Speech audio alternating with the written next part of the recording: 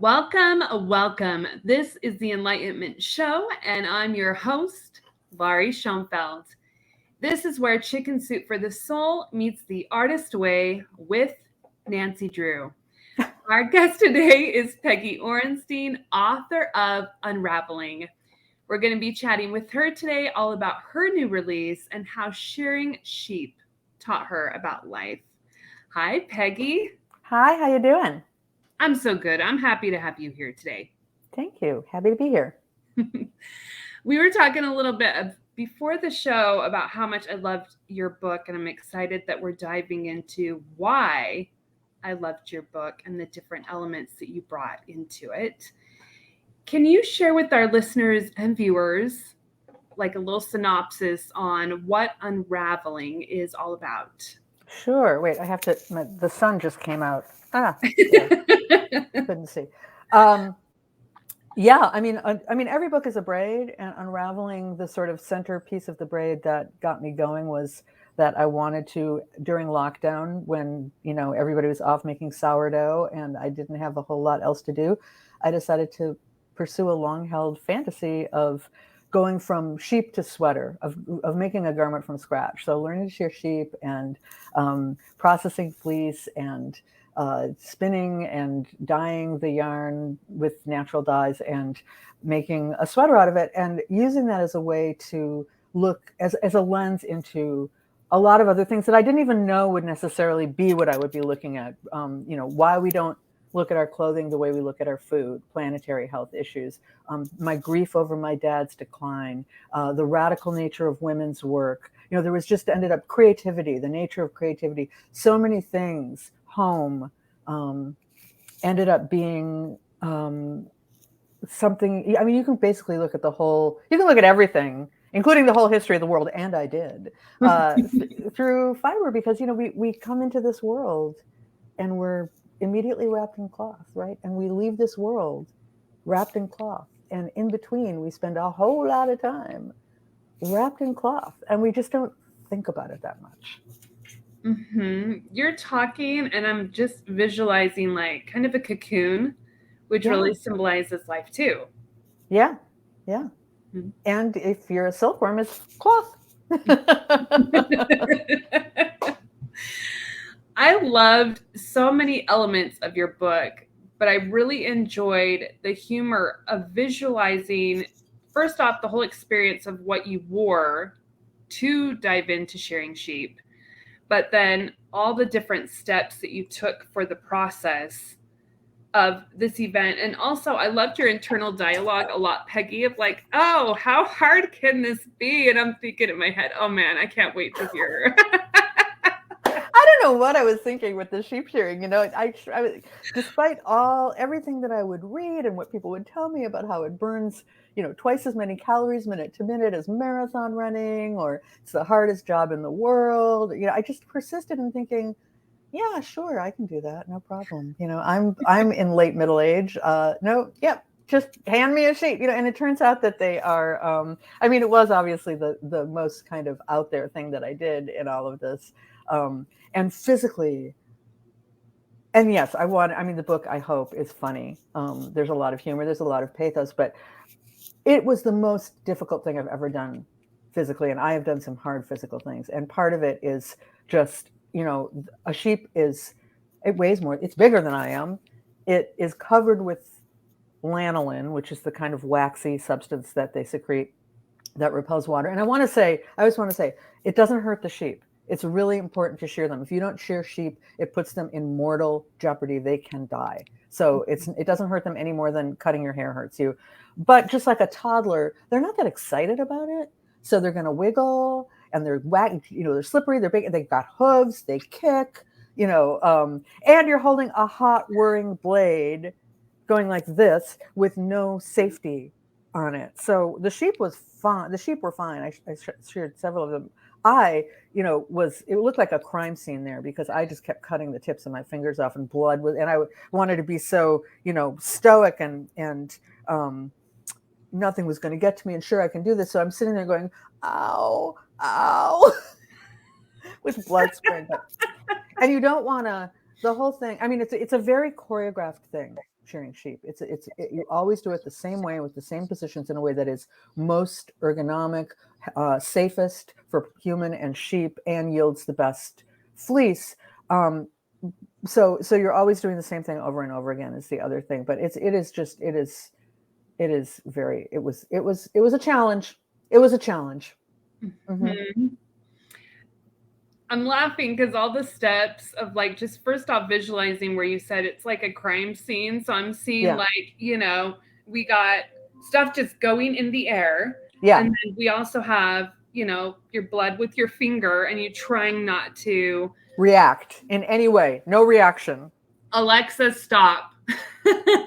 Alexa enjoyed our conversation, Peggy. She probably heard sheep and thought it was Siri. They kind of get they're like, they get excited. I got you. Yeah. they get very excited. But yeah, it was a trip, and I really wanted, though, also I went to a ranch that was my shearing teacher, who was this lovely young woman who also runs an organic produce farm, or did. Now she's getting her MFA in poetry, but she was running an organic produce farm up in Northern California, and she chose a ranch that practiced regenerative ranching. So it would help me to look at sort of the practices of what not only what was good for the planet in terms of soil and all of that, but the ways that sheep were so beneficial, and how much we were losing as in our world and in our country. The wool industry has collapsed as with the growth of synthetic fibers and offshoring, but also the growth of synthetic fibers in our lifetime, and yours and my lifetime, that I just didn't, I kind of knew, I kind of knew, oh yeah, fast fashion, bad, sort of, but I didn't really understand. I didn't understand the depth of it, or how, like I said earlier, why don't we look at our clothes the way we look at our food? I mean, many of us are now, I assume the people who would be following this or listening to your podcast are very concerned about the environmental and labor impact of what we eat, but haven't thought nearly as much about the catastrophe of the fashion industry, both in terms of the planet and in terms of the people who make our clothing. Mm-hmm. There's a lot of things I love about books, but one is I always get education when I read books of things I did not know about. And that was definitely one that I was like, I also, Peggy, like you, never thought about this in depth. And it really gave me a whole different perspective. I know, it's weird that we don't, huh? I mean, I keep thinking, why? I mean, I guess it's because we aren't as, maybe unless you are somebody who does work with fiber, and then that is a gateway because you're touching it, you're looking at it, you understand the materials and what it takes. But we're very divorced from the making of our clothing in a way that we are less so from the making of our food. And I think that maybe that's part of it. And also, I mean, I have to say, I was reading all of this and I write about it, and it is overwhelming. And there was part of me that just thought, oh my God, I'm already, I'm driving my Prius, I'm composting, I'm recycling, I'm, shopping at the organic market, I'm doing all these things. And now I just want to buy a dang pair of pants. I don't want to, but you can't, you want to just take to your eco-certified bed, but it's you do have to know. And we can't individually necessarily solve problems like this by our purchase. Well, we can try, but we can make an effort, and we can also know what's going on, and we can, when it's possible to push collectively, we can know where to push collectively. And that's all really important for our future. 100%. It's one of those things of like, once you see something, you can't unsee it because it's just now a part of. It really changed how I consumed doing this book. I mean, I never would have expected how much it changed, how I buy, what I buy, where I buy. Not just clothes, but other things too. Anything with fabric and fiber, certainly. But I really think hard about, I buy a lot less. I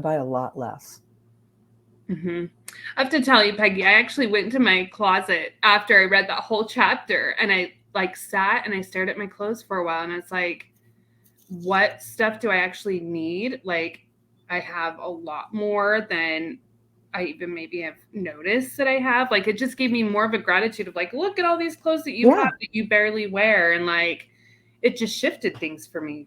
Isn't that interesting? And I'm so grateful to have done that. And when you think, I mean, that's really just a few pages in the book. It's not very much of the book. But I think maybe because it had such a huge impact on me, maybe, and for me, it's also really important when you communicate things like this, because like I said, it's hard and it can make you just want to lay down, and just go, oh, forget it, But I feel like if when it is embedded in a story and, um, I always with my books try to be sort of a fellow traveler, not somebody who's like, telling you what to do, but I'm like, I'm in it with you and I don't know what to do. And then to be able to be a little funny about it and say, like, I wish I could take to my eco-certified bed and just ignore all this. I mean, it sort of makes it, I think, easier to absorb and think about and really act on, I hope. Yeah. You shared quite a few experiences about your life. How did 2 rounds of breast cancer, 6 years of infertility treatments, and losing your mother prepare you for shearing sheep and what it look like? Yeah, I kind of threw those out in a side, I think, didn't I? 'Cause I write about the first round of breast cancer and the infertility I write about in Waiting for Daisy in my earlier memoir, and which was, a number of books ago, a lot of books ago. I was thinking about how Waiting for Daisy and Unraveling speak to each other to a degree, in the sense that Waiting for Daisy ends with my daughter Daisy's birth, and Unraveling ends with her going off to college. So it's sort of, it completes a certain arc of my life that I hadn't been thinking about. But, I mean, I just think I mean, I've now crossed the Rubicon of 60, but when I was writing the book, I was in my late 50s. And I just thought, I do not get as easily ruffled. I'm not as easily fussed. I've had a lot of stuff go down. And so, there's been a lot of pain, there's been a lot of sorrow, there's been a lot of fear, and, and I've gone through it. And so, okay, sheep, bring it on, man. I mean, that's the part. I might have been physically not as strong as I would have been if I did it 30 years ago, but emotionally, I mean, one of the things with the shearing is that my teacher said, by the way, if you'll be tempted, because the sheep is wiggling and kicking and you've got the whirring sharp blade, to throw the blade, because you get like freaked out. You don't want to hurt anything. Every time you do that, it's $20 because it breaks the blade, and we got to use a new blade. So I'm a little cheap, and I didn't want to pay $200, like, because I kept. So I think part of that equanimity was that I could have a little bit of the presence of mind I never threw the blade. I managed to get through the whole day without once throwing. I threw the sheep. That's what you're supposed to do. You're supposed to drop, not throw it. You just let go of the sheep. That's what you're supposed to do. So somehow I think that helped me. And with my mom, I mean, I make a sort of running gag through the book that women learn to knit from their mothers so often. Now they learn from YouTube, but they used to learn from their mothers. So I have an acronym SLHFM. She learned from her mom, that I kind of mess with all through the book, and it's also becomes about, it's what we learned from our moms that we're happy about, is what we learned from our moms that maybe we wish we didn't. It's what our moms teach us without meaning to. And as the mother of a daughter, then all those things forward. What I want my daughter to, like, I didn't teach my daughter to knit myself. Somebody else taught her, because the way I knit in a very peculiar way, and I didn't want her to learn that way. And that made me think about all the things we don't want to teach our daughters, because of the ways that we've learned to cope or compensate, and we don't want them to have to deal with that stuff. So there were a lot of metaphors around that sort of thing too. Yeah.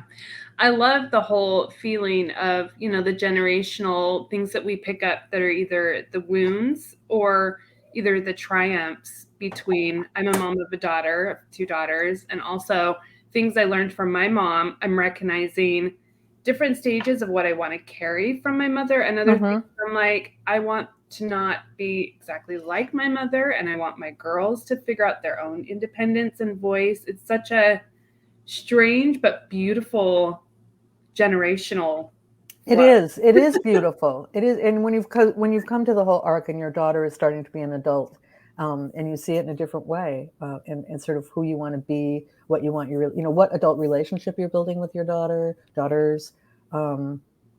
It's been an amazing ride. I mean, I think it's one of the most well, obviously it's one of the most important relationships, but I just feel it's been one of the richest aspects of my life to be the mother of a daughter. I think it would be different if I were a mother. I think it would be, rich to be the mother of a child of another gender too. But for me, this has been, it's been a really beautiful thing. Yeah. Mm-hmm. What did you love about dyeing all the yarn and all the fabric that filled you with wonder, Peggy? Oh my gosh. I think, that I had to control myself from writing just a book about that, because that part of it, wait, I have to cough a second. Hang on. Sorry. That part of it was so cool. I started out thinking I wanted to do natural dyes. So I started out thinking, on the advice of one of my teachers, I would try dyeing using things in my yard. The fig tree was the first thing I used, the fig leaves. And once you start looking and realizing that everything, not everything, but so many things will yield color, everything sort of pulsates at you in this like psychedelic way. I mean, you just look at the world entirely differently. And as somebody, I'm not a native Californian, I'm from Minnesota, and California has always been, a strange topography for me. It's just not like other places. It's not like where I came from. It's not, if I move to the East Coast, that looks the same, but the West Coast is different. And I never have really gotten over it, even though I've been here for 35 years or more maybe. It helped me in a lot of ways sort of know my landscape, know my home, feel a sense of groundedness in a different way. So that was very cool. And then it was another thing that you could tell the history of the world through. I got obsessed with things like red. The Spanish discovered a bug in Central America in the 17th century, 1760s, that if you squished it, the cochineal bug, that would exude, the females, I don't know how they knew the females, but the females would exude one pure drop of carmine. And it took like 250,000 bugs to dye a pound of cloth.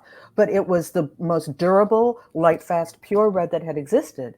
And they kept secret what the source was. Nobody knew it was bugs. I mean, other bugs made red, but they didn't know about these bugs for 200 years.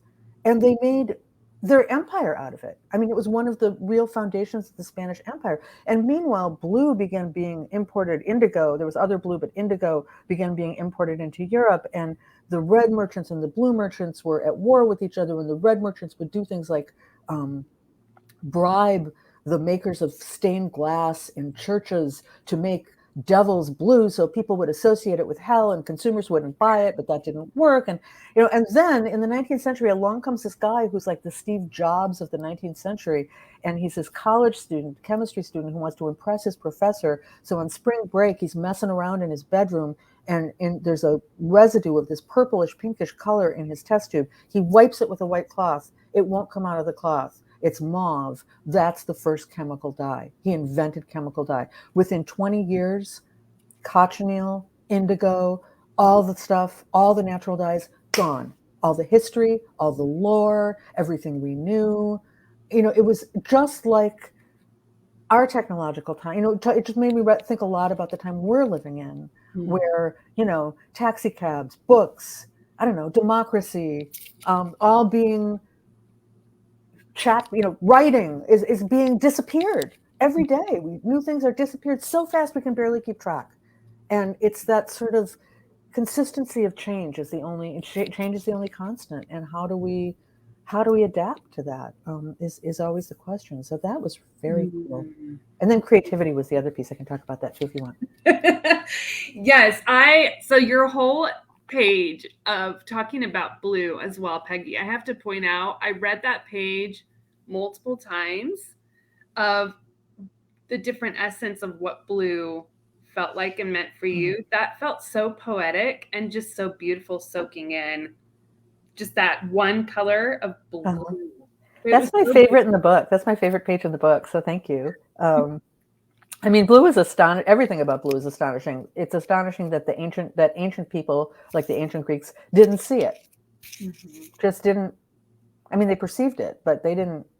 They saw it, but they didn't care. Like Homer calls the sea wine dark, and he calls the sky bronze, and ancient Japanese, the Lakota language, Arabic. They had no specific word for blue. It just wasn't an important color, or an important way of looking at the world, which is like so mind blowing, from our perspective. But then making blue is also really hard. It's different than the other colors, and it's hard to go into. But it's there's all this chemistry, not chemicals, but chemistry, which I think of it as magic. It's magic. It's just magic. Let's just call it that. But it was also a point in the book where through the whole thing, I was fighting the process. And I kept saying, oh, I'm terrible at this. I'm no good at this. I can't do it. I'm never going to get it done. Oh, this is so awful. This is so ugly. And sometime in the middle of trying to do blue, I hit a point where I thought, well, that's the point, isn't it? Right? The point here is that I'm an amateur. The point is embracing the beginner's mind. The point is, I'm a writer for a living. That's a creative profession. But when you do that, well, it was always my dream. Commerce comes into it, right? Selling, marketing, what people will buy, what's going to keep you viable so you can live to write another book, and that can erode some of the joy from what you're doing. And so this was this opportunity to revalue process again over product, over outcome. And I talk about, can I go on with this for 1 second? Yes, right? Please okay. do. Yes. I talk about this cartoon, this comic strip that I had on my wall in my office by Linda Berry. And she talks about how when she was little, she could just, she would just like images would flow out of her as an artist, as a visual artist. And then at some point she started asking the two questions, which are, is it good or does it suck? And as soon as you ask those, that's death to creativity, and there's this term called creative mortification, which I came across that means, like, what an evocative phrase. It's when somebody, you're usually when you're a little kid, you're like playing your instrument or you're playing baseball or you're messing with your test or you're doing whatever it is, writing, drawing, and somebody gives you a too harsh critique. And you put down the pencil or the paintbrush or the baseball bat or and you never do it again. It's literally mortification to die, and the way to avoid that is to ask questions with an open mindset instead, to say, what worked this time? What might I do differently next time? Instead of, is this good or does this suck? I mean, that's just, you just got to stop that immediately. So that was a big, big, big takeaway for me from doing this process. I'm so glad that you brought that up, Peggy. I love that, because coming back into creativity is such a part of the process, but also being curious. Yeah, exactly. It's all about that. And, it's really easy to forget. Mm-hmm. And so I think the value, and maybe that's part of why handcraft became so popular. I mean, part of it was we had nothing to do. Part of it, I think, is, there's tons of research about how meditative and how comforting and how calming and how it alleviates depression and anxiety. So there's all of that. But I think it was also being able to be lost in process when we were, in this uncertain time, and having something that was solid, that when we were all virtual all the time, to be able to just do something with your hands, I think was just inordinately valuable. Mm-hmm. What did you learn most about your time during the pandemic, about yourself? Yeah. You mean while doing this, or just generally speaking? It can be doing this or general or either one. I learned I'm pretty anxious. Although that wasn't a big surprise to me. The thing that was actually the best for me, I mentioned my mom, and I knew I was going to write about my mom in this book. I did not know how much I was going to end up writing about my dad. And my dad at the time, he died in August at 96, but he was 94. Yeah, he was, it was lockdown. He was in Minneapolis in a facility, and my brothers who lived there couldn't see him. I obviously couldn't. You forget sometimes. You didn't know how long it was going to go on. I didn't know if I would ever see him again. it was really hard. And it was really hard to communicate with him because he had dementia and was hearing impaired. And so you just couldn't talk to him on the phone or anything. And so much of my life, I was so in ordinary life, I'm so busy that I could kind of like find reasons to not connect, you know? And when I was doing these ancient arts, they're very slow. You know, people didn't have internet, they didn't have TV. It was really slow. They would while away. Actually, fairy tales came out of women spinning and carding because they were bored. And that's why so many of the fairy tales are about spinning. But and then the Grimms came along and took them all. But so I was carding fleece, which is after you've washed all the poop and other gunk out of it, you have to take two things that look sort of like dog brushes, if you know what those look like, and you put a little bit of fleece on and you like brush it with the two brushes until it's nice and poofy, and then you roll it into a cigar-shaped puff and you put it aside to spin. And it would take me about 10 minutes to make one of those puffs, and I read somewhere that you need 579 of them to make a sweater. So forever, basically. I was doing that forever. And it's really boring, really, really, really boring. And so I would sit, I would have my dad's aide put him on FaceTime, and we would sit, and I could slow down enough to just sit there and be with him. And he thought that I was there. So he would say like, Peg, can you grab me the glass of water? I go like, Dad, I can't reach it.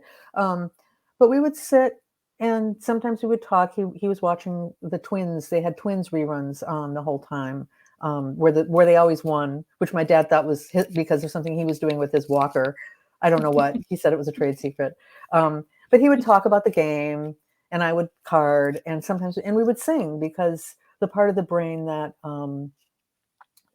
is affected by dementia is different than the part that stores lyrics. So that was the last part to go. So we would sing "You Are My Sunshine" and "Give My Regards to Broadway," and now that is over. And again, all of this was the luxury of being the worried well, of not being sick, of having the means to, survive. But now that it's over, I so treasure that time that I had with him. I mean, it's when I look back on our life, the almost 60 years that we had together, my dad and I, most of it, I don't, was little, I don't remember, but that time was among the best. And I just have deep, deep gratitude that I got to do that, because I wouldn't have. Mm-hmm. Yeah, music. I'm glad that you had that moment to connect through music. So powerful. Yeah. It's powerful. And it's funny, my daughter, I was talking to my daughter, and I said, so what are the songs you're going to sing to me? And I said, maybe you want me to start making a list, because I have preferences of what I do and don't want to be singing when I'm in. And I would make a list with my dad. And when I could visit him still, I'm a guitar player. So I would play, he had a ukulele. So I would play ukulele and we would sing. He used to play trumpet, he played banjo.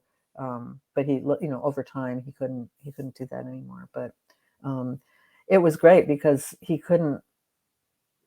was often, really incoherent in terms of he couldn't have a conversation. So. Mm-hmm. Mm-hmm. Why is knitting so important to you, Peggy? Because it's fun. I mean, that would be number one. It's really fun. It gives you something to do with your hands. It feels great. You can do it while you watch TV. It's process. Like I have never cared that much. I don't have anything in here that I've made. I have never cared that much about result in knitting, I have to say. I mean, I like to make something. I like it to be beautiful, but I made blankets during the pandemic, which I'm very happy with, but I just enjoy the doing of it. So if I'm knitting, or if have to, what I call unknit, I don't mind. I don't mind if it takes me forever to get there, because I'm just enjoying it. But it's grounding, it's calming. And for me, it's also a way to connect to my mom. I mean, my mom and I,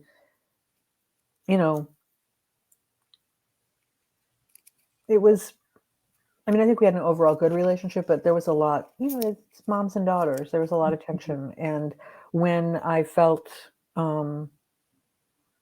like we couldn't connect on anything else, we could always go to the yarn store together. We could always pick out yarn. We could always pick out patterns. She was a much better knitter than I was. I could always ask her advice. It was so it was a real connection with her for me. And I think of her when I say that I write in the book that during lockdown I would knit because it grounded me. It kept me calm. It kept me from completely freaking out, and talk to my mom, which was interesting because she was, dead.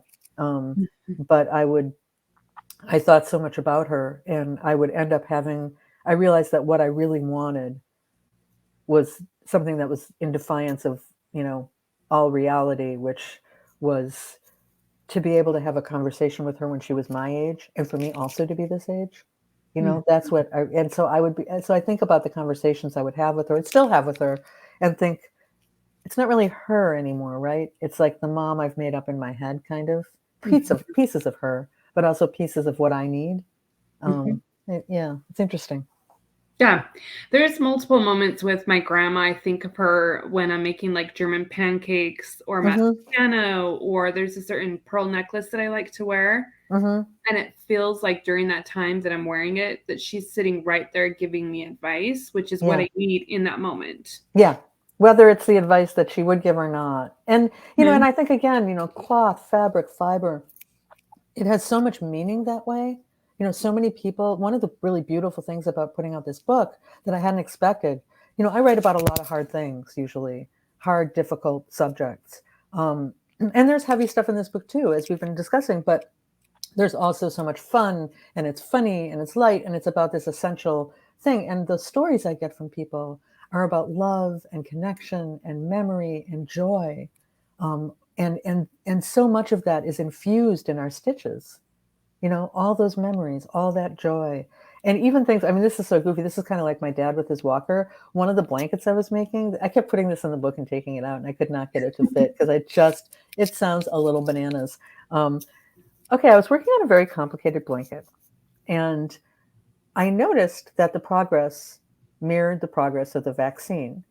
And so I would be knitting along, and the vaccine would be moving along, and then I would make a terrible mistake and have to rip back, and the vaccine would make a terrible mistake, and they'd have to go back to the drawing board.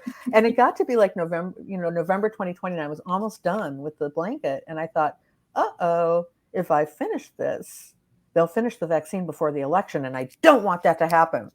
Because, I have to influence the election for Biden. So I put the blanket away until December.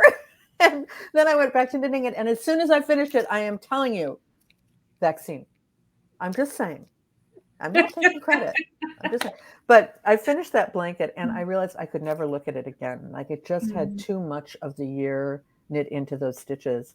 And so what I did was I gave it to a dear friend, and that transformed it from being this source of kind of sorrow and sadness to being a gift and a source of love and joy.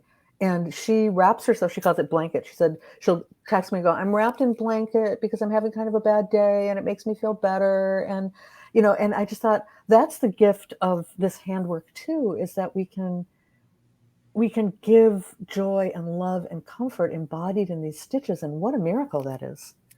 Mm-hmm.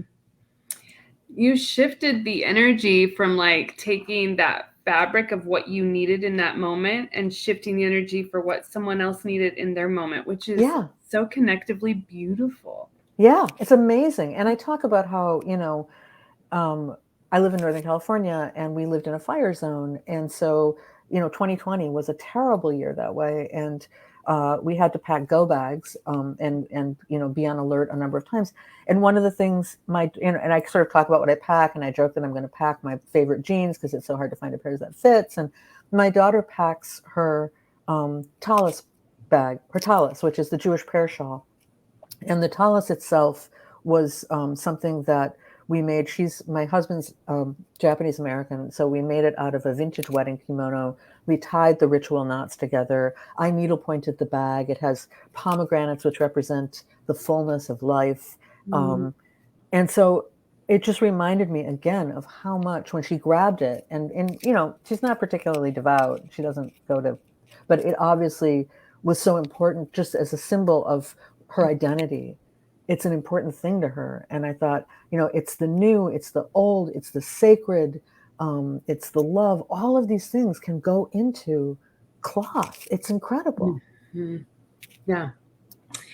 We're going to take it to the inner child question segment. Are you ready? I hope so. First question, here we go. As a kid, what was your favorite sweater or outfit to wear? Oh, wasn't a sweater. I loved, do you remember, I don't know how old you are. Do you remember Stretchini? No. They were the Danskin, they were like before Garanimals.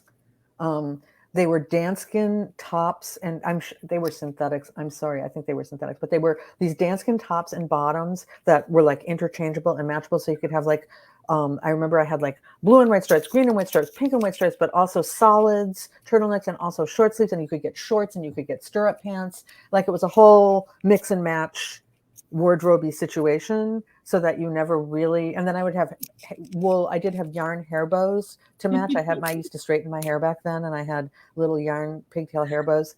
Yeah, they were hideous, but in retrospect, like really, but I loved my Stretchini. Loved my Stretchini. So they sound like they're like, are they interchangeable? Yeah.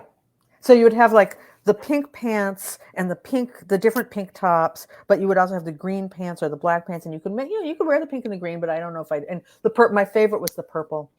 I had purple turtleneck and purple stretch pants with stirrup stretch pants, and purple and white strap long sleeve shirt. And then in the summer they had shorts, and I think my mom was just like, we don't have to deal if we buy this stuff. It was cheap. It was, do you remember Garanimals? People who are a little younger than me. Yeah. So it was sort of similar to Garanimals, but it predated Garanimals, where you just would pick the things. Is a good color. Purple's a good color, and and it might be just, you know how pictures become your memories, like that becomes the thing. So I have a picture of me.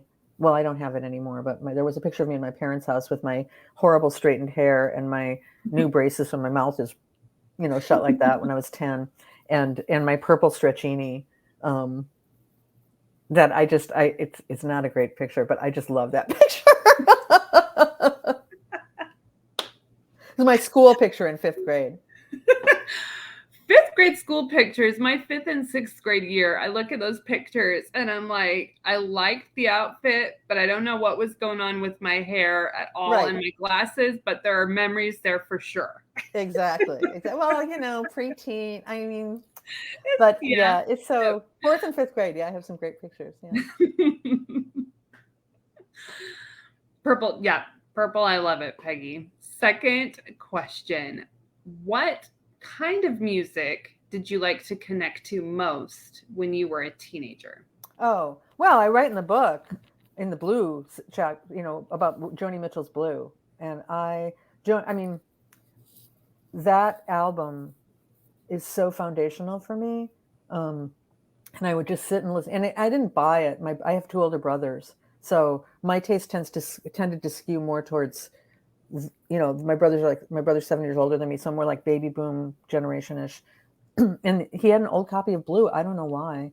And so I took it I had a little turntable that I got as a bank premium when I opened my first bank account after my bat mitzvah. And I would just listen to Blue in the twilight, in the gloaming, with the lights turned off, with my Sylvia Plath poem that I'd copied out in Flair pen, the Mad Girls Love Song, above me. And I would just sit there and, just cry about life.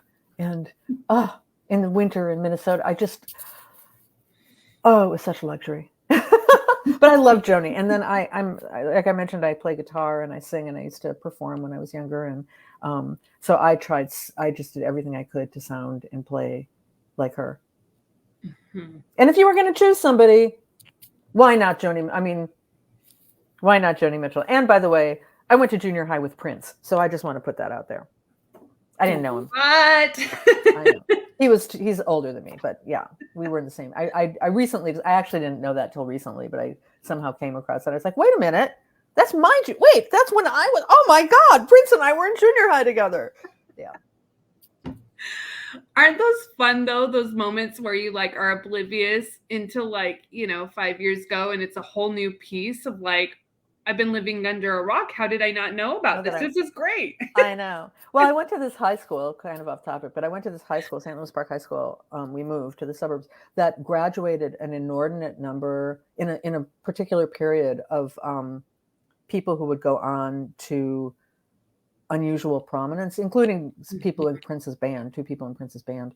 And Tom Friedman, the New York Times writer, he wrote a book where he talked about, like, he used our high school as the beginning and the end of the book in his discussion of pluralistic society and kind of plumbing the idea of why did this particular community graduate so many prominent people. So I'll plug Tom's book, but I mean, I don't know him either, but apparently we went to high school together, not together, but the Coen brothers went to my high school. I mean, it's just kind of a lot of people in a short period of time.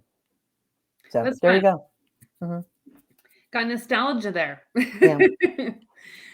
Third question, what is the oddest food combo that you've liked and tried, or you've just tried? Well, I mean, fish sperm, I suppose. I ate a lot of reindeer in Finland when I went dog sledding in Finland for a week. This isn't an odd combo, but feels like I should have some more odd combos because I do eat weird food. I like gefilte fish. That in itself is weird. But when I was pregnant, I was hyperemetic. So that means that you basically throw up for 9 months. You have morning sickness all day, every day for 9 months straight. And the only thing I could eat, I gained no weight when I was pregnant. The only thing I could eat was white bread with raspberry jam and cheddar cheese. That was it. That's all I could eat for 9 months. So it's not weird, but it was something. You will never look at white bread, cheese, and jam again the same. No, and because I worked at for a while, for part of that time, I worked above a bread bakery, and the smell would send me running to the bathroom. I can't stay. I'm the only person on God's green earth who hates the smell of baking bread. Isn't that weird? That's a weird food thing. Yeah. That whole smell thing, because I was very similar with McDonald's chicken nuggets. For whatever reason, that smell, I could smell it so much stronger after I had my son, but I was sick with him on those nuggets, and I've never been able to go back to eating a nugget. Pregnancy is a weird thing. It's got its upsides, but yep. Before we end today, Peggy, can you share with our listeners and viewers what living a creatively abundant life means to you? Well, I mean, it kind of means everything, I mean, that has been, I think it's voice to me. For me, it's a lot of self-expression. It's voice. It's how I explore and experience the world. I mean, everything. I was talking to my editor today about wanting to do something, and I said, maybe I could write a book. She said, well, you could just do something that you don't write about. And I thought, I don't. I mean, I remember when.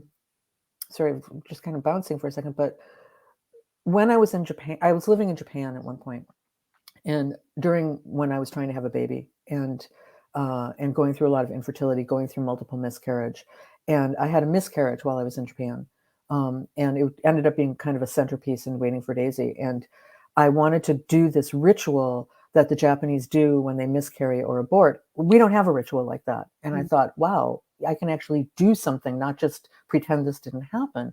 But it was hard to do because I was in Japan. Nobody would exactly tell me how to do it. And I was trying to figure the whole thing out.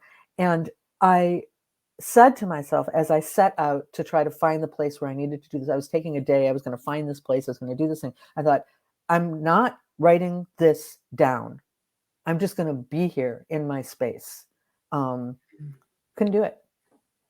I needed to write down, I needed to observe what I was doing as I did it, whether that's, I don't know if that's good or bad, but it is who I am in my bones. And it took me another 2 years before I felt ready to write about that experience. But eventually I did, and I still look back on that. And I think it is not only one of the most meaningful things for me that I've ever written, but I still get letters from people who have come across that piece or who have carried it around with them. And I wrote that piece now over 20 years ago. So I think it's inextricable from how I experience the world, how I express myself, who I am. Mm-hmm. There is a power for sure of processing and writing down the things that you don't know necessarily how to convey Yeah. to other people, but it's for you, and that's what it needs Yeah. to be in that moment. Yeah. And that's what I've always, and I'm married to a person who is a documentary filmmaker who processes the world that way. Our daughter is, a writer, a musician, a filmmaker, trying to figure out which of those she's going to, but that is how she processes the world. And by the way, I don't know if you noticed the little illustrations in the book, the little pen and ink drawings. My daughter made those. Ooh. Yeah. And she's credited on the copyright page, but nobody looks at the copyright page. So I always like to give her due because they're really sweet. Mm-hmm. I really enjoyed those illustrations. Thank you. I'll tell her. Tell her, please. Yeah. That those were fun to watch and look at as I was going through the book as well. Yeah. Thank you so much for being here with us today, Peggy. It has been an absolute joy to chat with you about Unraveling. This has been huge fun. Thank you so much for inviting me. You're so welcome. Where can our listeners and viewers find you if they have any questions about Unraveling or any upcoming projects that you have in the works? Oh, all the places. I have a website, which is just my name. I've got Instagram. What is my Instagram? It might be PJ Orenstein. It might be Peggy Orenstein. I now can't remember. I'm on Facebook, though not as much. Twitter. I don't do mostly Instagram and my website. We'll put those all in the comments below. And thank you everyone for joining us today live and who will be watching on the replay. Remember, as you go about the rest of your week, to find the things that are working. You are the creator within your own story. What step are you going to take next? Thank you, Peggy. Thank you, everyone. Have a beautiful day. Bye.